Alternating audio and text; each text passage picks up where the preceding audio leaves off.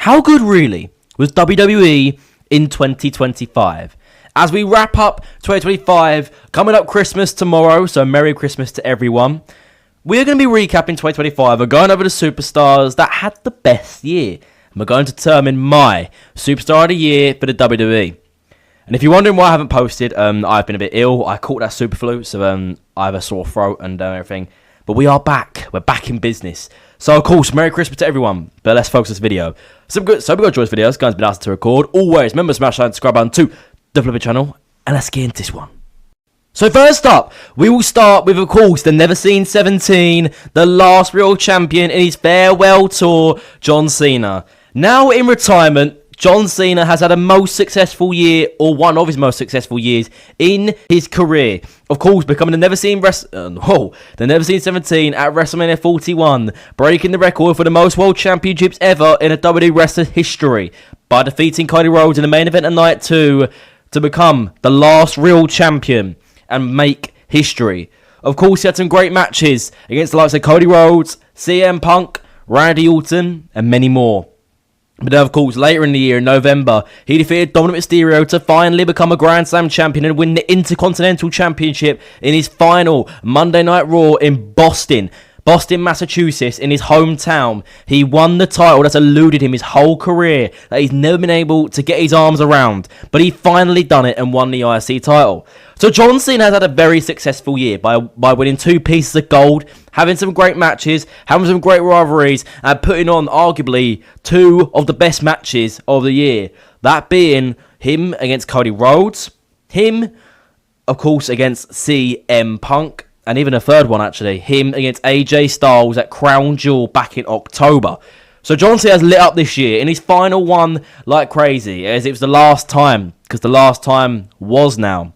Of course, Cena's retired now. Cena's in retirement. He is now in the shadows. We cannot see him anymore. We still can't see him because he's gone. It's not like he's just here and we can't see him. He's actually gone now. So, of course, we thank you, John Cena, for an incredible career and for his incredible 2025. He carried us through this year, through bad times and bad matches. He got us in places that we still loved our GOAT, you know. And it was the most full time we've seen John Cena in about 7 or 8 years, you know. It's been a very long time since we saw John Cena do this. He had 18 matches across 2025. A decent 18 matches, which felt like a lot with his weekly shows and his 36 dates he done. He balanced it out with about 18 matches and about 18 promos as well. So he balanced it out just even so he could give his time to the fans while also get some good matches in to say one final goodbye. So John Cena is up there, one of my candidates for the best wrestler of the year, 100%. And arguably, he could win it because I think he was the best this year. I really do. So, of course, thank you, John Cena. But let's move on. Next up is Main Event Jey Uso. With a lot of ups and downs this year for Main Event Jey Uso. He finally done what he hasn't been able to do his whole career since he became a solo guy back in 2023 after leaving the Bloodline and his brother Jimmy Uso. He's had some tough times, of course, having to face his brother at WrestleMania instead of fighting for like the Intercontinental Championship. Last year in 2024, he finally won his first singles title, being the IC title. But then Jey Uso went on to win the Royal Rumble in 2025. For the first time ever in his career, eliminating John Cena in his final Royal Rumble to book his ticket to WrestleMania and face Gunther for the World Heavyweight Championship, which he tapped out Gunther and won. Jey Uso finally became a world champion, winning the title that he's been wanting for ages and dreamt of. He, of course, he's had over 15 world title matches and has not been able to get his hands on the World Championship.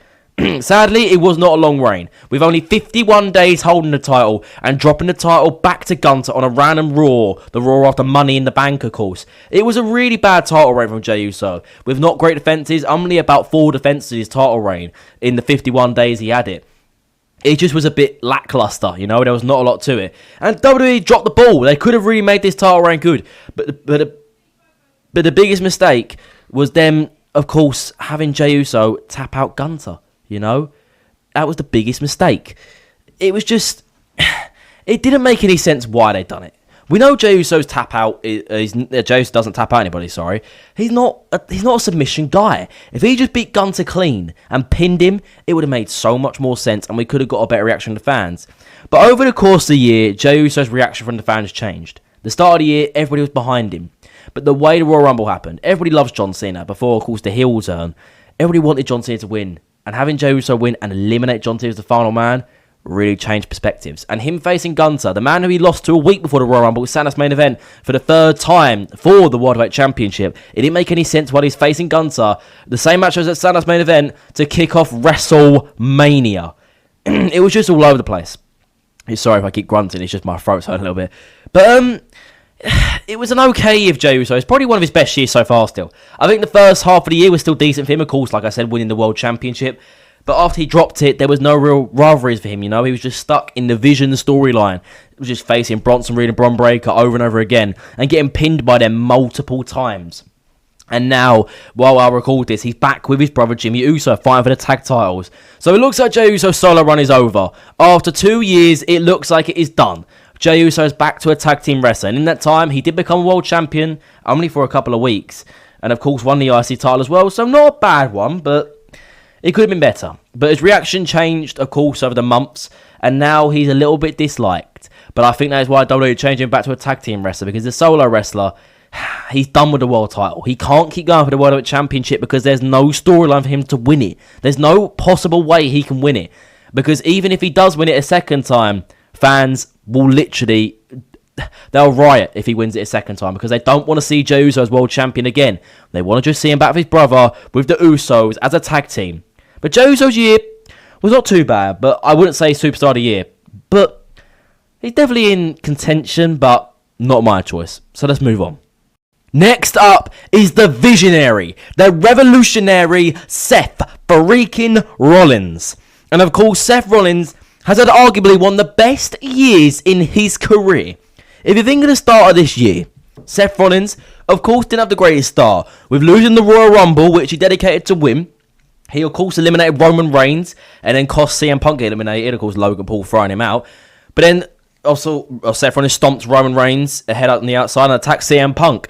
And then went on to the Elimination Chamber to cost CM Punk his place in the main event of WrestleMania against Cody Rhodes, you know. And CM Punk was pissed. So it looked like it was going to be Seth Rollins versus CM Punk WrestleMania. But of course, the Tribal Chief Roman Reigns got involved. So Seth Rollins main evented WrestleMania against Roman Reigns and CM Punk.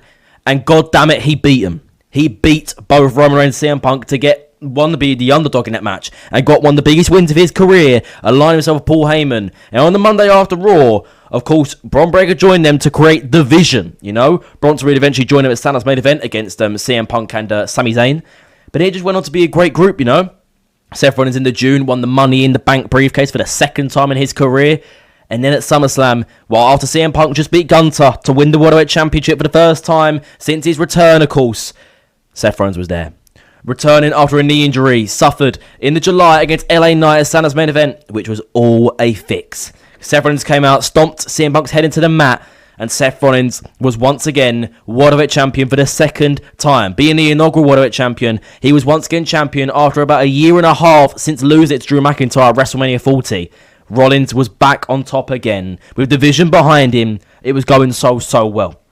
He went on, still be champion for a bit, faced like CM Punk and a return AJ Lee at WrestlePalooza, and was defending his championship here and then, you know. It was, of course, Clash in Paris against Jey Uso, LA Knight, and CM Punk in a fatal four-way in France. It was going really well. And, of course, he faced Cody Rhodes at Crown Jewel for the Crown Jewel Championship, where he beat the American Nightmare for the first time in his career. Cody Rhodes, of course, the undisputed champion, to be the real champion, the Crown Jewel champion.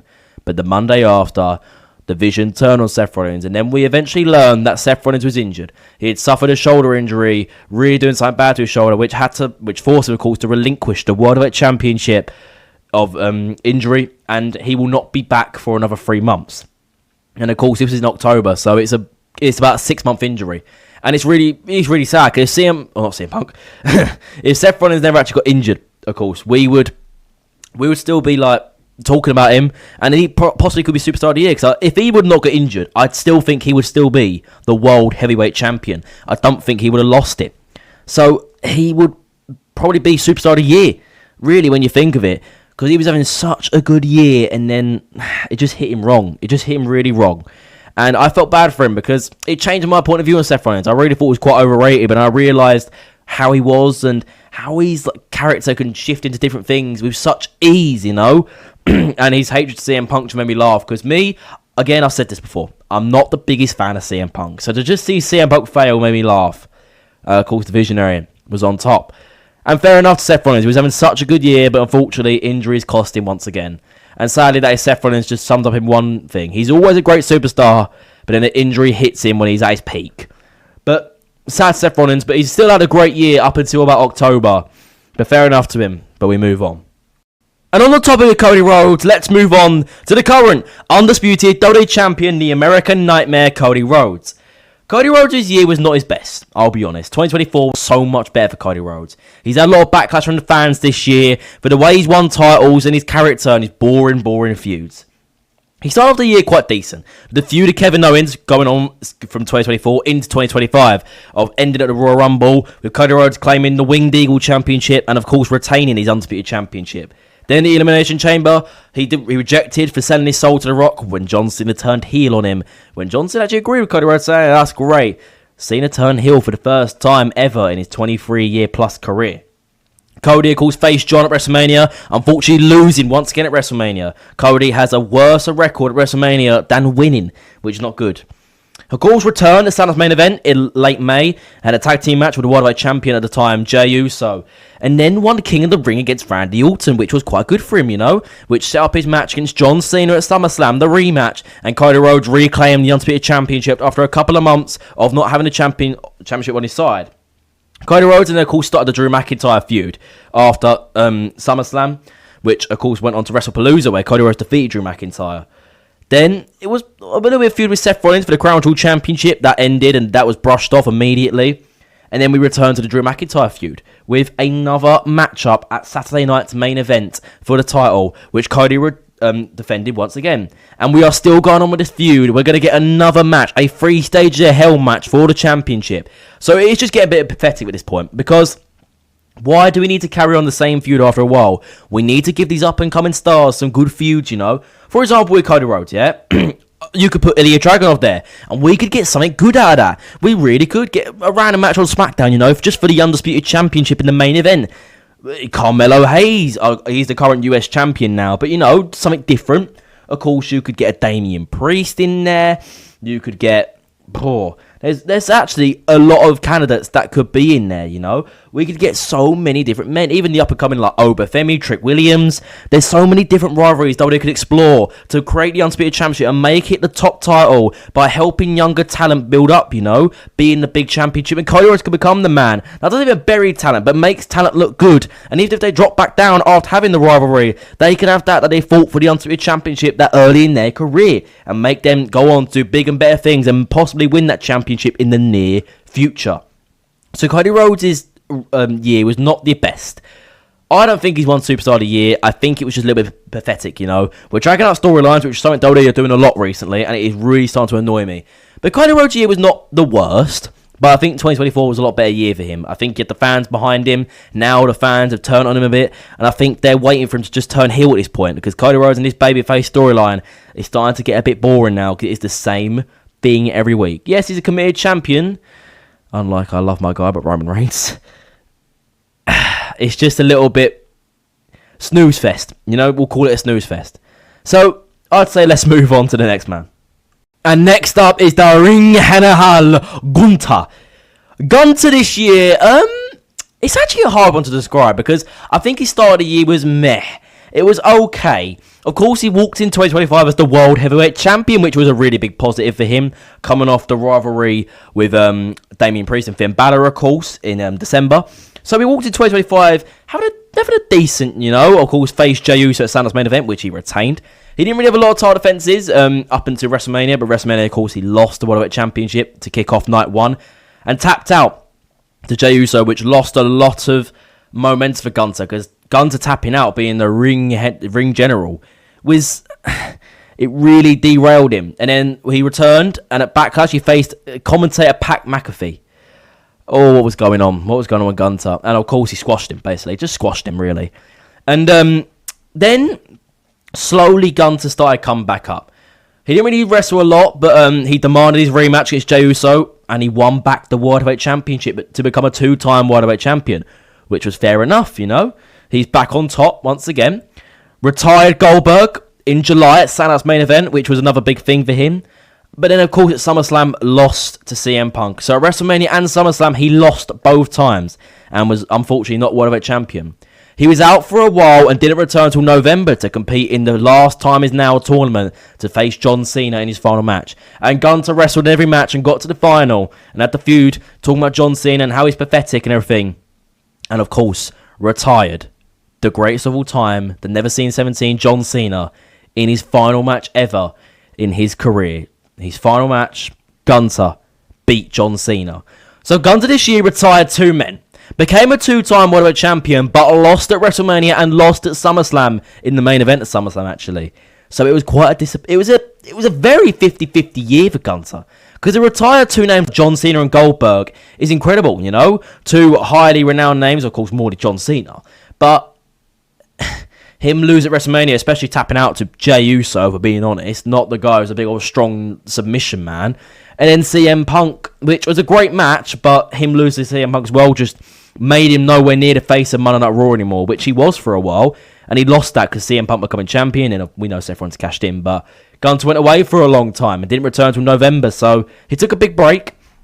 So I think Gunther will come back on track now to go back for the championship. So right now he's on this thing about how he made John Cena tap out like a little bitch, but fair enough to him. But so he's going to go on that for a little bit, and then someone is eventually going to face him.